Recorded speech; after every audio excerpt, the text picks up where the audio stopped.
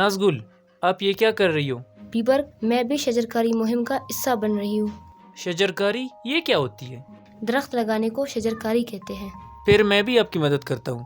بالکل، لیکن بیبر پہلے ہمیں درست جگہ کا انتخاب کرنا ہوگا۔ درخت اور پودے لگانے سے کیا ہوگا؟ درخت لگانے سے ہم فضائی آلودگی سے محفوظ رہیں گے، اور ہاں، ہمارا گھر بھی تو کتنا پیارا لگے گا۔ واہ، یہ تو بہت اچھا کام ہے۔ درخت لگانا سنت نبوی ہے اور صدقہ جاریہ بھی۔ میں نہیں سمجھا نازگل۔ میرا مطلب ہے ہمارے آخری نبی حضرت محمد صلی اللہ علیہ وآلہ وسلم ایسے کیا کرتے تھے، اور ایسا کرنے سے ثواب ملتا ہے۔ سوچو، اگر ہمارا لگایا ہوا درخت بڑا ہو گیا اور اس کے پھل لوگ یا پھر پرندے کھائے تو ہمیں بھی تو ثواب ملے گا۔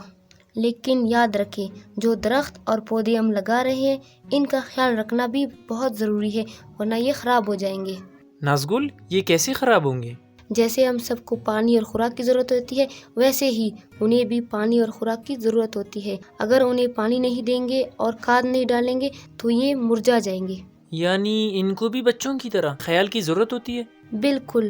پھر تو ہمیں صرف اتنے پودے اور درخت لگانے چاہیے جن کا ہم صحیح طرح سے خیال رکھ سکیں۔ جی ہاں، صرف ہمیں نہیں بلکہ سب کو شجرکاری کی مہم میں اتنے درخت اور پودے لگانے چاہیے جن کا وہ خیال رکھ سکے۔